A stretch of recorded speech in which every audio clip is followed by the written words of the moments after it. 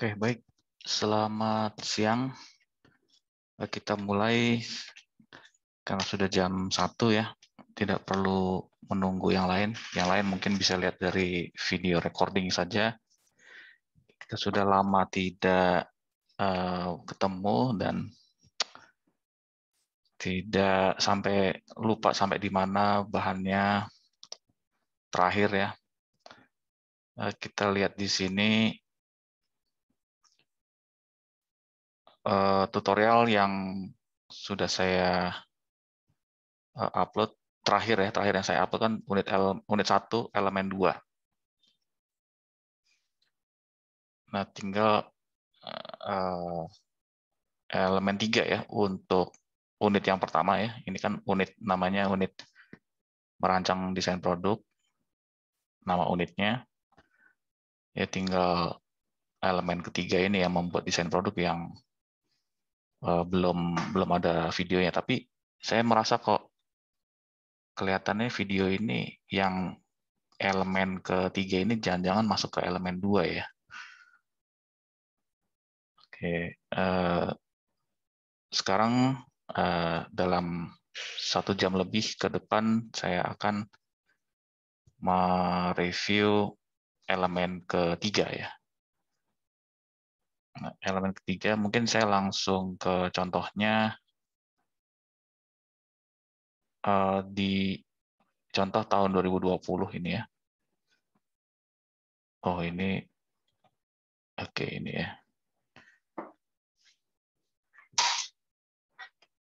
Tadinya saya mau mereview elemen 2 tapi nanti malah habis waktunya sehingga elemen 3 jadi terbengkalai, maka dalam 2 jam kurang ke depan kita fokus, saya fokus ke apa nih elemen 3 ya. Meskipun saya merasakan kayaknya sudah ya tapi kayaknya kegabung gitu ya. Kayaknya kegabung di elemen 2.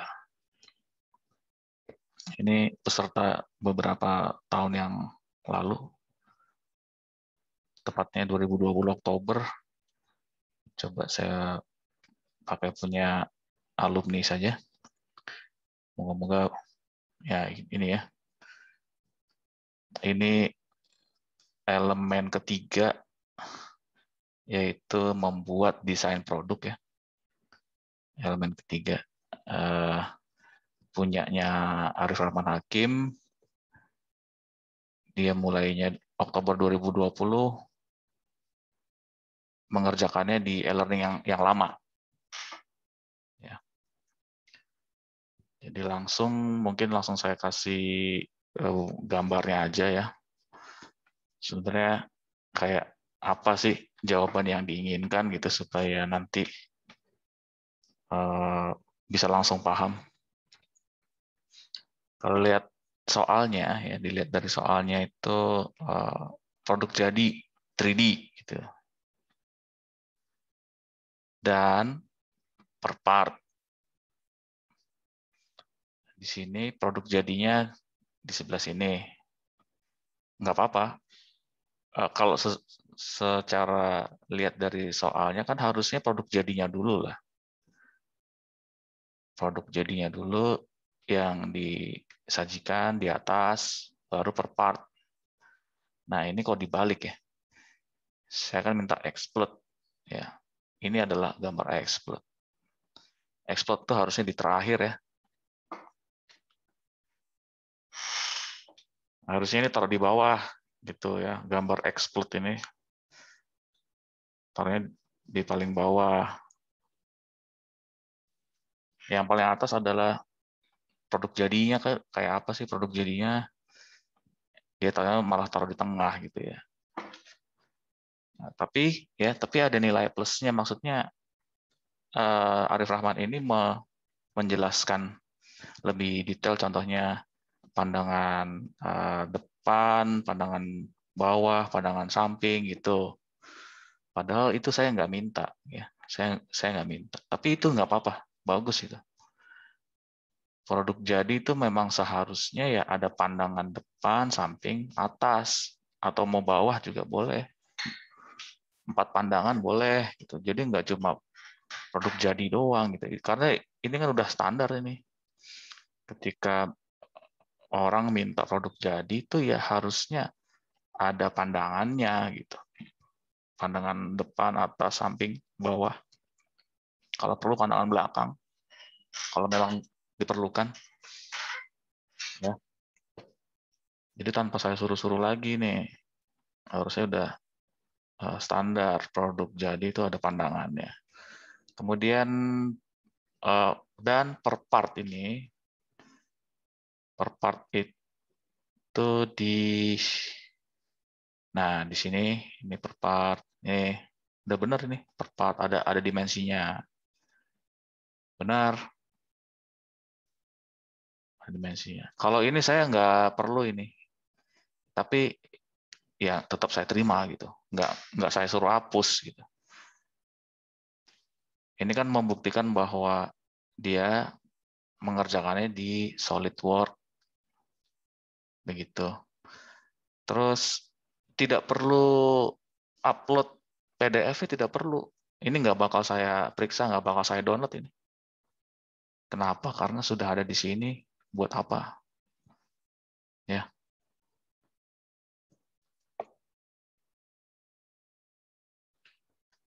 Ya, jadi saya setengah setengah tutup mata istilahnya. Kalau mau lebih serius kan, saya benar-benar memeriksa nih, apa benar dimensinya 30 gitu. Yang 30 harusnya lebih pendek daripada 36. Itu kalau mau benar-benar memeriksa ya. Memeriksa secara serius. Ya, tapi saya setengah tutup mata, saya percayalah.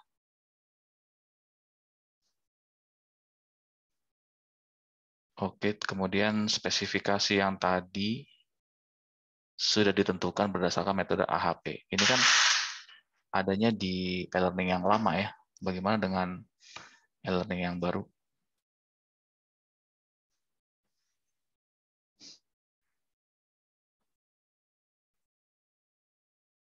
Nah, jadi ada sedikit tambahan ya.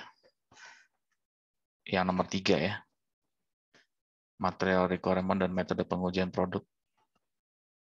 Nomor 3 ini berdasarkan apa yang ada di SCAP keputusan menteri ya. Justru yang di e-learning lama ini malah nggak nggak katut tuh apa ya, nggak keikut gitu, ketinggalan gitu ya. Harusnya nih, soalnya ada 3 ini, karena di keputusan menteri, surat keputusan menteri itu juga menyatakan atau meminta ini material requirement dan metode pengujian produk. Ini gampang kok, material requirement tuh ya kayak apa, BOM ya, kayak BOM, bill of material. Terus ada juga jenisnya, materialnya apa jenisnya.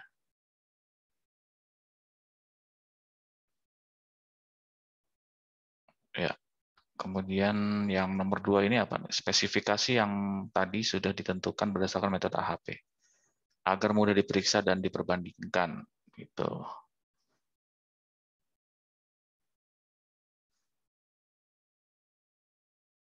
Ini harus ngelihat AHP-nya ke belakang ini ya, speknya. Nanti kalian tinggal pastiin aja nanti spesifikasi yang sudah ditentukan. Ini kan sudah kita bahas ya, tentang spesifikasi, bagaimana cara menentukan spesifikasi, kan nanti ada target gitu ya, ada target spesifikasi. Nah, jadi target-target ini seharusnya berasal dari beberapa pesaing, harusnya begitu. Kalau nomor 1 kan jawabannya ini. Nah, kalau nomor 2 gimana cara jawabnya ini? Ya mau nggak mau speknya apa? Ya speknya dimensi, jenis material, gitu. fitur-fitur kalau bentuk-bentuk itu tidak, karena itu mungkin tidak mungkin ya, kalau itu tidak termasuk dari kebutuhan pelanggan, ya tidak perlu saya periksa gitu. Tapi kalau kebutuhan pelanggan, pelanggannya bilang misalkan customer mengatakan di survei bahwa produknya jangan tajam gitu, harus ada sudutnya misalkan.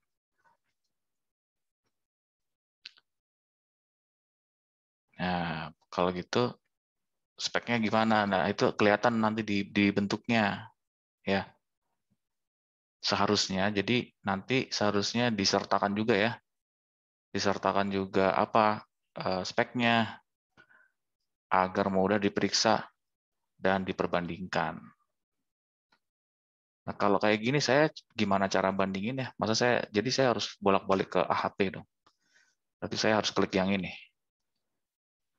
Ya, ini akan menyulitkan di sini ya. Ya, new window aja.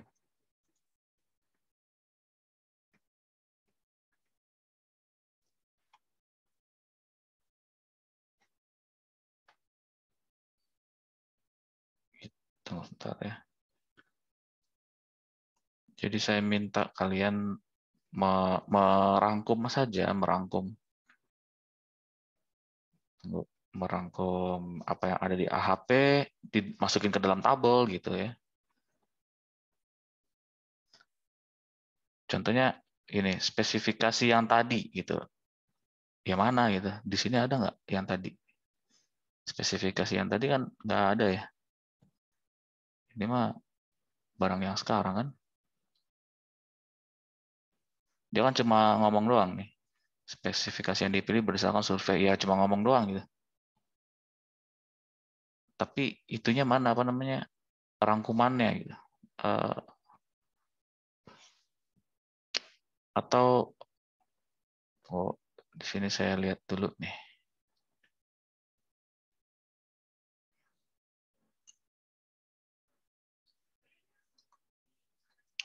Coba kalian bisa lihat nggak nih? Di sebelah, tunggu sebelah sini ya. Atau screen sajalah ya. Tapi nanti gambarnya akan jadi kecil di handphone Anda atau di komputer Anda ya. Oke, kelihatan ya. Yang sebelah kiri ini adalah survei yang tadi ya. Survei apa nih? Nomor 4 ini pertanyaannya tentang AHP ya. Spesifikasi juara satu. Ada di sini. Terus ada kesimpulan berdasarkan perkalian matrik antara kriteria didapat kriteria juara satu adalah case Arduino dengan model tipe full cover, sisi samping terbuka dengan port kabel di samping, bla bla bla. Nah, yang kayak gini-gini kan harusnya jangan dalam bentuk kalimat gini, tapi dalam bentuk tabel supaya gampang nyentangnya gitu ya. Apa tuh maksudnya supaya gampang kalau kayak gini kan tipe full cover centang gitu. Sisi samping terbuka centang ini susah nih port kabel. Maksudnya susah meriksanya gitu. Bahan akrilik.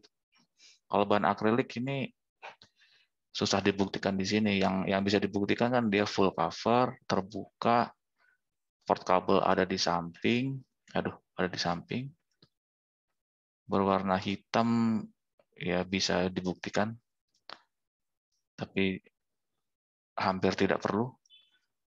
Dan dengan dimensi lebih besar dari ukuran Arduino, ya ada tempat baterai bisa dibuktikan juga disertai dengan bracket. Gitu ya. Susah kalau nggak pakai tabel. Tunggu sebentar ya.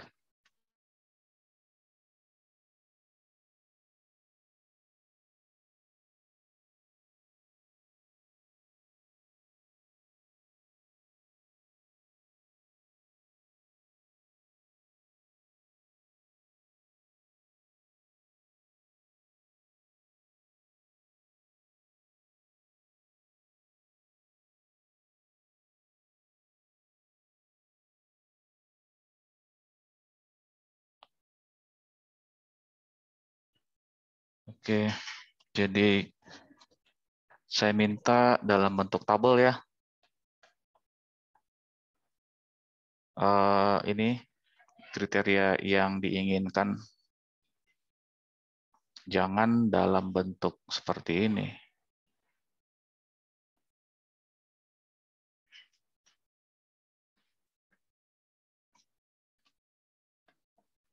Oke, kita lanjut ke pertanyaan berikutnya ya. Sorry, ke bawah. Pertanyaan berikutnya, verification. Buatlah tabel perbandingan kesesuaian dengan desain produk, dengan ketentuan yang berlaku. Tabel perbandingan antara. Kan perbandingan itu berarti antara. Ya, contoh tabelnya beginilah langsung aja. Ini komponennya. Terus regulasinya gimana gitu. Nah, kebetulan di sini dia jawabnya ini dan soalnya coba ya, ini kan e-learning yang lama. Kalau e-learning yang baru, kita ke e-learning yang baru aja. Oh iya, satu lagi nih. Tadi pertanyaan yang pertama. Tadi apa? Material requirement nih. Pertama jenisnya aja dulu ya. Jenisnya akrilik gitu. Nanti di apa namanya sambil dipikirkan BOM-nya, BOM-nya, Bill of Materialnya. Kalau metode pengujian ini cuma milih DT atau NDT, cuma gitu doang. Bukannya kalian menguji, bukan. Ini ibaratnya teori ya, tidak dipraktekkan. Kalau yang metode pengujian itu tidak dipraktekkan, hanya sebagai pengetahuan saja. Kamu tahu nggak bahwa produk ini tuh bisa diuji DT, gitu loh. Tapi kok kamu bilangnya NDT, NDT kan non-destruktif. Bagaimana bisa casing di tes NDT gitu? Kalau bisa, ya nggak apa-apa. Nanti apa pengujiannya pakai alat apa? Nah, kalau yang kita punya di lab ya, tapi lab mesin ya, kita punya namanya Vickers. Jadi digores gitu, atau ditekan dengan ada jarum, tapi jarumnya bukan jarum ya, apa istilahnya ya? Jadi ada besi berbentuk kerucut ya, besi berbentuk kerucut, dia ditekan ke bawah. Terus ini akriliknya ditekan ke bawah dengan beban sekian kilogram atau 0, berapa kilogram, misalkan 0,9 kilogram. Nanti ini akriliknya akan tembus gitu. Tembus berapa mili. Nah, tembus berapa mili ini nanti ada hitungannya sendiri bahwa dia ini tingkat kekerasan ya. Level kekerasan si akrilik sekian. Nah, nanti level kekerasan ini bisa dikonversi kepada patah gitu ya, crack. Kalau ini kan kita nggak belajar gitu, ini cuma buat pengetahuan aja ya. Kecuali kalau kamu teknik mesin baru lah ini benar-benar dipertanyakan gitu. Maksud saya tuh kamu harus tahu DT sama NDT itu alatnya apa aja gitu dan cara kerjanya gimana. Nggak perlu sampai rumus itu tidak perlu. Kayak tadi kekerasan dikonversi ke crack. Waduh, nggak, itu nggak perlu dipelajari. Cukup ini ya cara kerja ya, how it works gitu ya.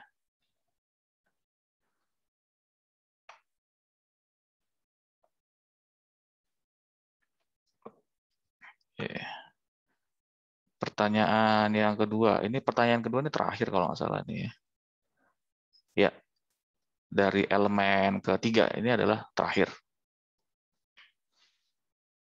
Sorry, ini kok jadi mondar-mandir ya. Verification. Maksudnya pertanyaan kedua ini untuk intinya adalah untuk verifikasi. Apa sih verifikasi? Langsung saja ke contoh tabelnya ya. Di verifikasi itu ya diperbandingkan gitu. Apanya yang diperbandingkan? komponennya dengan regulasi.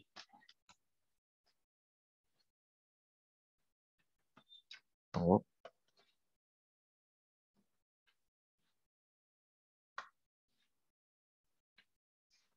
Ini ya, misalkan membangun truk tingkat harus memenuhi regulasi dishub. Kita mau bikin truk tingkat, nah, jangan sampai tingkatnya itu sampai melanggar ketentuan yang diresmiin, ketentuan yang berlaku. Gitu. Merancang rangka motor chopper harus sesuai regulasi SNI tentang rangka kendaraan roda 2. Merancang tangki minyak, ini cuma contoh-contoh aja nih. Merancang passenger lift sesuai regulasi Disnaker. Bikin lift ya, lift kita ini, lift Fakultas Teknik itu juga disatronin sama Disnaker nih. Dicek sama dia. Jadi nggak boleh sembarangan pasang lift gitu aja langsung pasang, nggak boleh. Jadi negara mengatur lewat Disnaker tentang K3.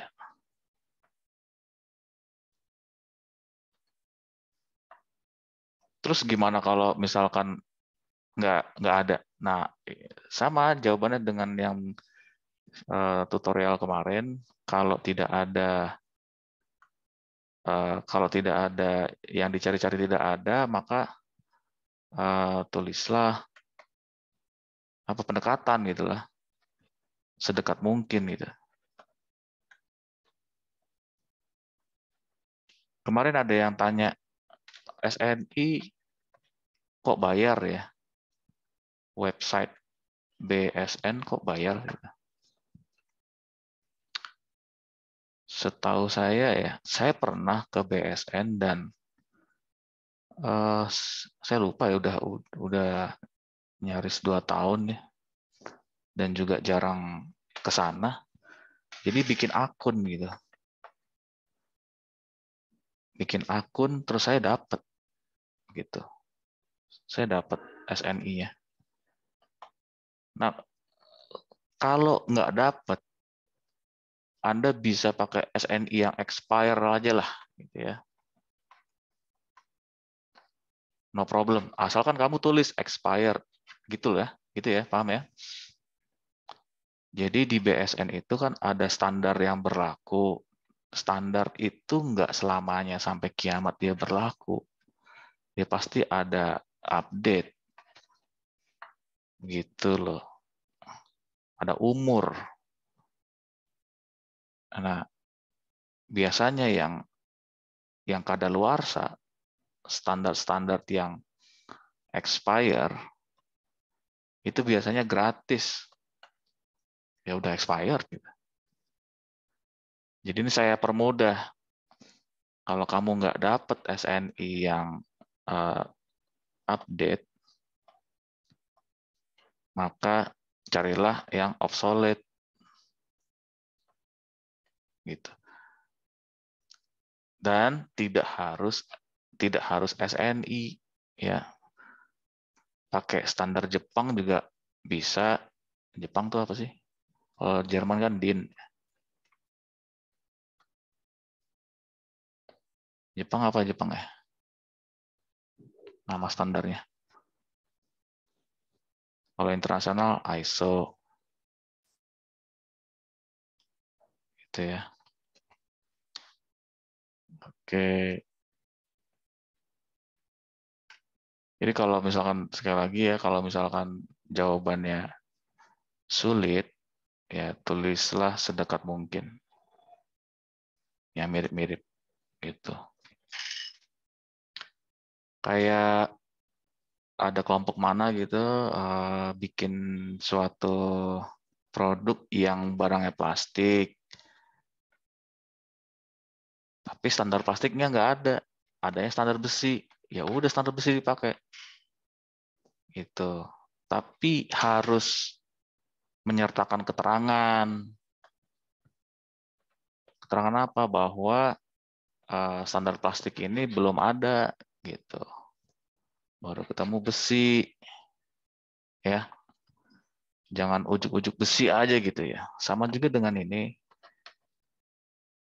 Anda menuliskan SNI, harus ada keterangan expire, tanggal apa, tahun berapa, date-nya. Jangan langsung tiba-tiba langsung SNI gitu aja ya. Harus ada keterangan.